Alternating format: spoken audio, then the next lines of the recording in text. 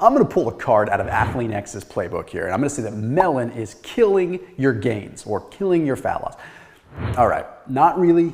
Don't get me wrong. Okay, if you have a choice of eating a little bit of melon or eating a bag of potato chips, go for the melon. It's funny though, if you go to some kind of a restaurant and you pay the extra $3 to have a side of fruit instead of hash browns, they're gonna give you a bunch of cantaloupe and a bunch of honeydew and maybe a couple of grapes. Pretty much the most useless fruit that you could have.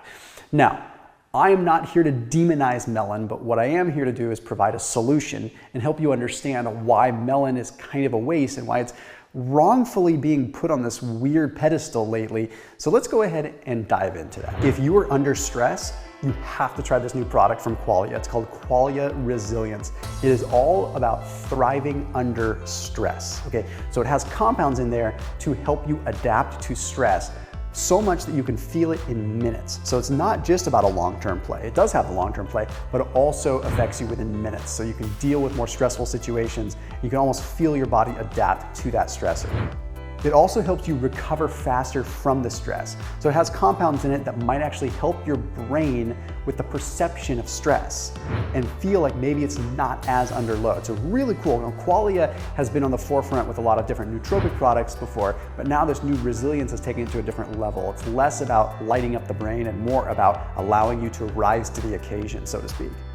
It really is what they would call a recipe for mental toughness. So it really helps you with that mental clarity, because if your mind is clear, you have more mental toughness. If you're foggy, you don't make the best decisions, right? It's just like if you're foggy when you go to the gym, it just doesn't work. But if you're clear, you can execute and actually get what you need to get done. They also have a 100% money back guarantee as always. So if you're not satisfied with it, you can totally return it, absolutely no issue. So I've been taking it for about 2.5 months now, sort of irregularly, just when I feel like I need it.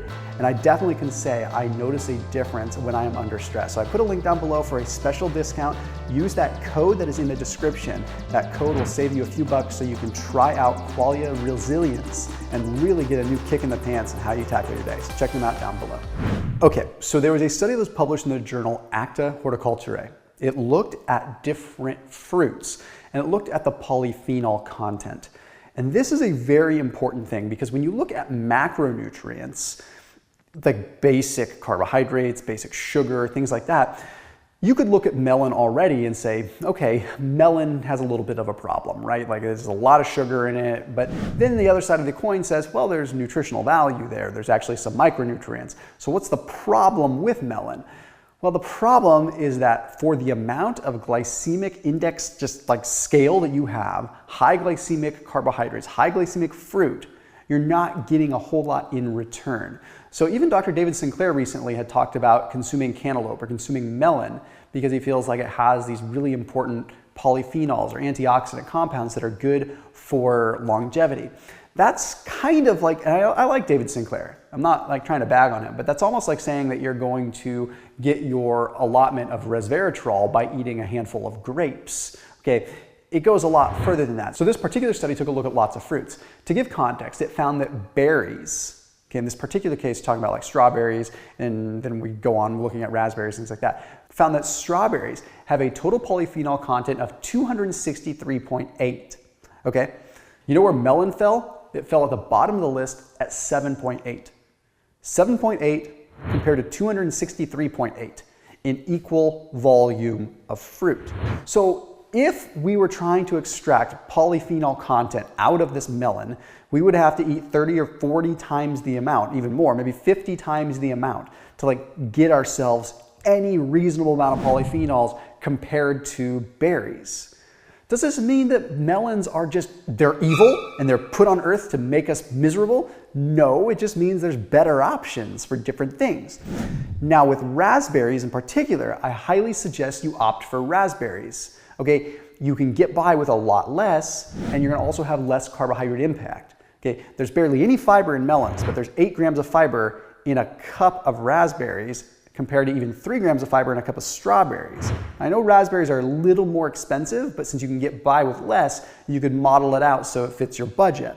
Here's what's interesting about raspberries. Okay, raspberries, there's an interesting study that was published in Nutritional Biochemistry, took a look at mice that had insulin resistance. They made mice insulin resistant by putting them on a bad diet. And then what they did is they put them on a standard American diet, okay, which is, we all know, is garbage diet. Okay, for 12 weeks they did this. One group, standard American diet, another group, standard American diet plus raspberries. The raspberries brought their glucose levels back down, and the raspberries also brought their insulin levels back down, and even brought them out of the insulin resistant range. Now, why is this happening? It has to do with a couple of things. One, the fiber content obviously plays a role, but there are also things called tannins, which I've talked about in various videos. These tannins actually block something called alpha amylase, which is an enzyme that breaks down starches. So other carbohydrates that we eat break down a little slower, thereby not spiking our glucose as high, which for people that are insulin resistant, that's a problem. If you're healthy, a spike in glucose isn't the end of the world because insulin will do its job and bring it down. But if you're like over 50% of the population that is dealing with insulin resistance, this is a problem. And the more that you can attenuate that, the more that you can kind of drag it out, the more that you can potentially come back from that situation. The other piece is that when you look at antioxidant components, there's obviously different mechanisms. Okay, the tannins can slow down carbohydrate absorption, but the antioxidants can also affect enzymes too. And the antioxidants can also affect inflammation, which plays a huge role in chronic pain, can play a huge role in weight loss, and all those kinds of things. So when you look at all of these different pieces, fiber, macronutrient ratio, overall polyphenol content, antioxidant content, it doesn't make sense to be eating a bunch of melon. And then when you look at watermelon, for example, watermelon has a glycemic index scale of 80. That's higher than table sugar. Now, context is everything. Table sugar is going to have a higher glycemic load because you're going to get more in a tablespoon than you would in, say, like a cup of watermelon. But it's still very high glycemic. And for someone that is being conscious of that, that is not exactly the path to go. So not all fruits are created equal. Just because it's a fruit and a whole food doesn't mean it's the best thing for you. So you do need to be careful because melons might be killing your gains. I'll see you tomorrow.